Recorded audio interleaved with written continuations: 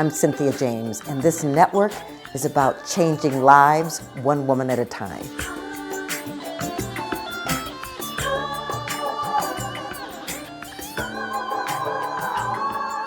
Hello and welcome to Women Awakening. I'm your host, Cynthia James. I get the honor to introduce you to inspiring women. Women that are making a difference on this planet. Women that have stepped into their power and their passion.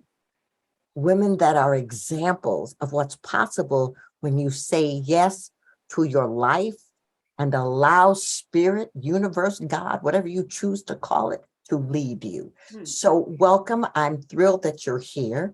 We are on iTunes, iHeart, Spotify, Amazon. Please subscribe. Come back every week and meet an amazing woman. So my guest today is Dawnita Brown. She's the founder and the CEO of Hey Caregiver, the Selfful Caregiver podcast, and what's called the Binti Circle. We're going to talk about her whole life, but I just want to tell you about this Binti Circle. It's a supportive social network for Black daughters caring for their mothers by way of a monthly support group, community blog, bi-weekly podcast, and interactive creative workshops with a focus on holistic wellness. Binti means daughter in Swahili, and circle represents unity, community, love, and commitment. Let me just read what it says here. As Black women, we face a myriad of trials as caregivers, caring for others while attempting to manage our careers, finances, personal well-being, in addition to cultural expectations, is demanding. By providing a platform to support Black female caregivers, the narrative of arduous is shifted, health is improved, and voice of the marginalized Black female caregiver is amplified. Amen, amen. Amen, amen. Thank you so much, Dawnita, for being here. Thank you for having me, Cynthia. I'm so excited to be here. Well, I want to know a little bit about you. Where did you come from? How did you grow up? Well, I am from the inner city of Baltimore, Maryland. In 2018, I believe it was ranked the most dangerous city in the country. We do struggle with that, drugs, poverty, all of the things. And I was raised in inner city east and west. So we have an east side and a west side. We also have suburbs, but I was raised in the inner city proper. And so I've been exposed to, drug addiction, even within my family. All of really all of the things: drug addiction, violence, murder. I've had cousins that were murdered. I have family members that were murderers. So I come from all of those things where I could have easily fallen into that world. But I feel I had wonderful parents who really modeled great behavior for me and what it means to live on purpose. My father specifically, he moved to LA when he was in his late 30s to pursue acting. And he's been there since. And, my mom had the secure job, the good government job. So I started my career started off in the federal government. And so it was when I got, I guess my relationship with God shifted. And so I was like, I want to live on purpose. I know that there's so much more for me to do than to be this government employee. And so it was like, God, what is my calling? What do you want me to do? So that's kind of like, having the parents that were very, they were serious about education. You're going to get an education. Yeah. They did not play with me. They didn't play with me with subpar average grades. They made sure that I excelled all throughout school, into college. And so I feel like I've always had that good balance where I'm very streetwise, common sense, growing up in a blighted inner city, but also knowing that education is key and knowledge, even beyond the books, that common sense trumps, book smarts every day. So I'm grateful to have that balance. So that's kind of like, I'm an only child as well. So, growing up as an only child, I have cousins and stuff. We grew up in the same household. So family was really big, so yeah, I have that. I'm well-rounded. So I can see that. I could go anywhere, Cynthia. I hear you. And I love that. You said a couple of things that were important. First of all, education. My mom was a single mom, and it was like education. Because that's the only thing that's going to get you out of the welfare system, right? The other thing is that purpose, that you wanted to step into purpose. I believe that purpose is encoded. And so when you surrender and open, then that calling gets to come forward. So I want to know, what was the first indication that you were called to do this kind of work? Well, this caregiving specifically, let's kind of start with the work that I've done with young Black girls. I am the founder as well, co-founder of several organizations for young Black women, Girls Believe, Destined for Womanhood, most recently, Black Girls Global Exchange. I still actually work with Black Girls Global Exchange. We have a cohort in South Africa, a cohort in Eswatini, and a cohort of women, young women here, that is a peer learning and cross-cultural exchange program for them, where they tackle global issues that are, for all of them, really, it's the same social issues that we struggle with.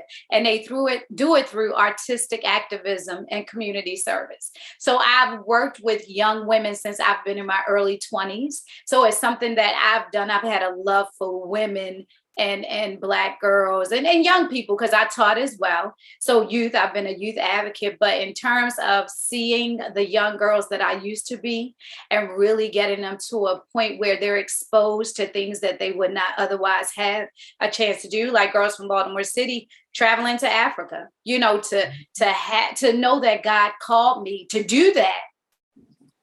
Actually, while he called me to be a Peace Corps volunteer in my mid-career. Yeah. So everything that I've done is, like you say, it's that surrender, and it's that, God just take over. And the way that he does it is just so different than how you would have done it. Hello. So this caregiving role happened. I was actually serving in the Peace Corps, and it was 2018. And we had actually just come off of the exchange for the girls with that huge week-long excursion for the girls, like I mentioned, in Eswatini, South Africa, and Baltimore.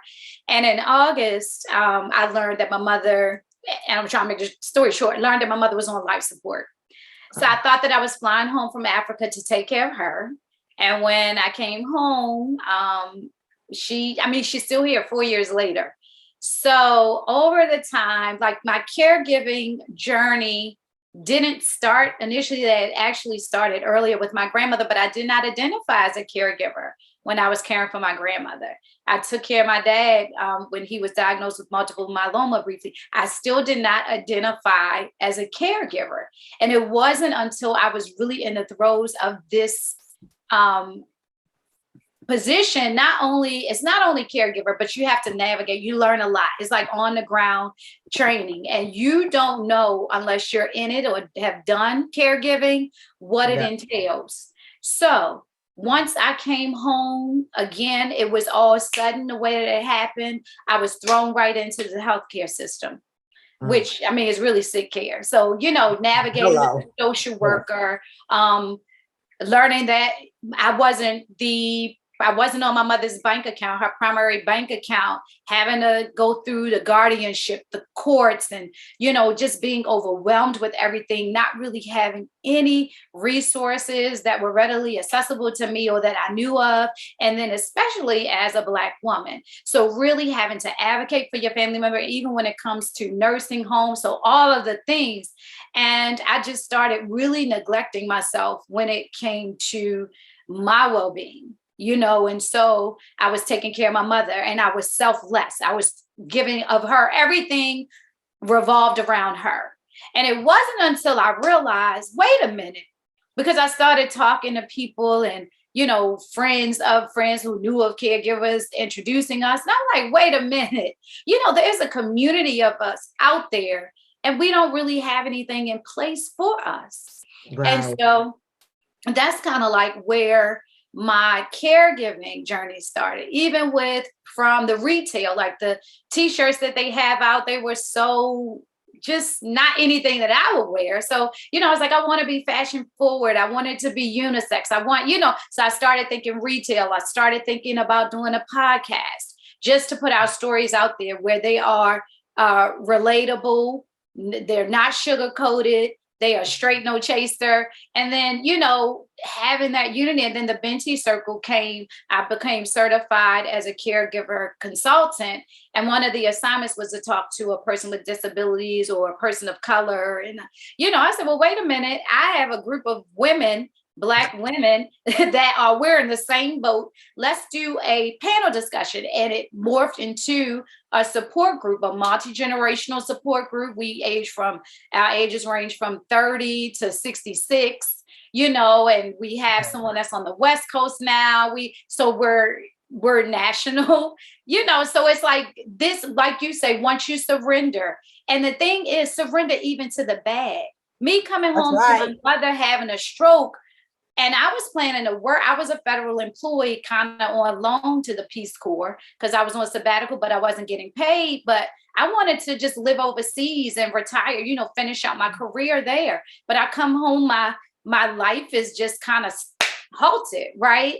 And then to realize my mother there was one time when she was on hospice, they had given her 2 days. She could have been gone a long time ago. But because God has work for me to do through her, then, I just have to be open. I can't be angry. I can't, God, why me? You have to look at why not me, Yes. And, well, first of all, I love that for those of you who are looking at us on YouTube, she has on a caregiver shirt. Oh, yes. I just want to say.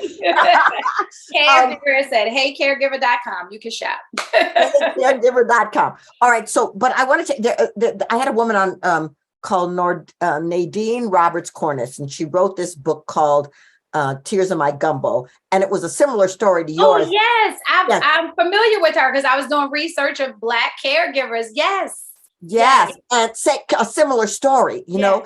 But what I love is that the calling for you was to bring like-minded people who are having a similar experience into community, because support comes from community. And I love that. And so you're saying, before we even started this podcast, that the Binti Circle is kind of taken over your life. Yes. So the Binti Circle, we have 25 women who are part of the Binti Circle. I had one person join like initially because she had taken care of her mom for 5 years and then her mom transitioned. But I said, Princess, would you join us so that you can help us? Because that time is going to come eventually. Right. And since then, we've had 5 women who have lost their mothers during this, during this journey. But it makes it so much easier. And a lot of women, initially I feel like, well, I'm no longer a caregiver, so I can't be a part of the group. And I'm like, yes, you are. In fact, you're like alumni. You're able to help all of us kind of navigate and then lean on each other, because you feel like once it's over, everything is done, but then you have the grieving process. So it's a lot to learn. So with the Binti Circle, as you mentioned, it's a support group, but I am working to create a foundation. Advocacy is really, really big. A lot of women are in the sandwich generation, so they're taking care of their parents and children. And so you don't have time to be on the phone with Medicare and, all of the people in your state. And so we want to have a whole advocacy arm where we can do some legwork for you, where you don't have to do it all for yourself. I also want to have like a loan closet, or so that with equipment, when somebody passes or you no longer need it, we can have it and we can offer it for free or a nominal fee, because to be quite honest, Cynthia, too, I really want to do more for that middle class, the ones that are in the middle, because you don't qualify for Medicaid. So That's right. your families can't get paid to care for you. You don't get a lot of support and resources. Mostly all of what you do is out of pocket. And then, of course, if you're rich, you can certainly write checks. But, for us, it's a struggle. I don't get paid to care for my mother. She doesn't get Medicare. It's one or the other. You get a walker or you get a wheelchair. Which one you want? So I want to have a closet where we'll have all of the equipment, all of the supplies. Even with Medicaid, they don't pay for everything. They may not pay for cream. It's a lot that goes along with this healthcare system, especially for those that find themselves in the middle. So, with the Binti Circle, I want to work with that population specifically.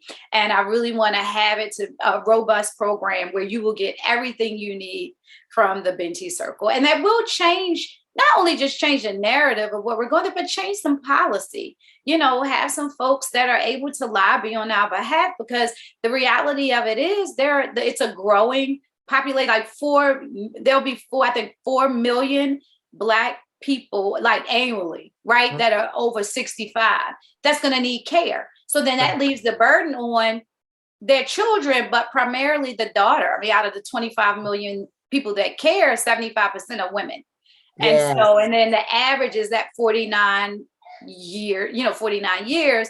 And so we need to do better. And then CDC says that we're a public health priority, that our health is at risk as caregivers. So we need support. We need more services. We need more resources. Yeah, well, it's really, my mother passed 10 years ago and we lived in different states and I was flying back and forth. I had to be partner with my uncle to be the advocate for her because she was in a nursing home. Mm-hmm. And what you're saying, everything that you're saying is true. Tooth and nail, we were doing everything. And when she went into hospice, it was really, really giving up everything and going to be there with her while she went through that. And so what you're doing is extraordinarily important. And I think getting this information out is incredible. And so I'm assuming you're open for people to come and join your Binti Circle. Absolutely. Absolutely. You can just send me an email at Dawnita at DAWNITA@HeyCaregiver.com. And just let me know you're interested in joining the Binti Circle. In the Binti Circle, if you are Black and you are a daughter that's taken care of, it started with mothers, but it's, since grown to parents, because there are some people that are taking care of their mothers and fathers, or just their fathers or their grandmothers. So if you are a Black daughter caregiver, please reach out. We do virtual meetings. We actually have even done hybrid, where the women that are here in Baltimore meet, and then we have, the women who are in different states join us virtually. And so, it really works. And we're actually planning a respite retreat for November. It'll be our first annual respite retreat, which is in November is National Family Caregivers Month. And it's just so important for us to recharge and refuel and be with folks that really understand. And that's the goal. And it's going to be evidence-based. I'm partnering with Emory University. There is a professor there, Dr. Fayron Epps, who created Caregiving While Black. And so she's going to help us to capture the data, do the monitoring and evaluation, so that we can have proof, not only a proof of concept, but to show that the health of our Binti Circle sisters is improving, they're maintaining, and, it's just much needed. Respite and support are the two key things that caregivers need. And respite doesn't mean a weekend. You could just, if you have 5 minutes where you can go and breathe, but something that you intentionally do for you is very important, because it's not sustainable if you don't have it. So that's right. Because if the caregiver goes down, everything it goes down. Right. So, okay. So, by the way, Bindi is BINDI, ladies. BINTI, Binti. Oh, Binti. Okay. Mm-hmm. And so, tell me, I know you gave your email, but how do people find your website? So, it's heycaregiver.com. I also have social media I'm going to be honest with everybody. I'm not that active, but you can see, some things. So everything is Hey Caregiver. And then my personal Instagram is at the Selfful Caregiver. And Selfful is my moniker. It's that sweet spot between selfish and selfless. As caregivers, we think that when we take time for ourselves, we're being selfish. Right. And on the flip side, we're selfless. Like I was selfless with my mom and I did myself a disservice. I gained weight. I was depressed, all of the things. But it wasn't until I took the time for myself to give back to her that, it just worked better. So I say selffulness is that sweet spot between selfish and selfless. And it allows you, once you take better care of you, you're able to take better care of your loved one. That's incredible, Dawnita. Thank you so much. I'm so grateful to know you. It's inspiring.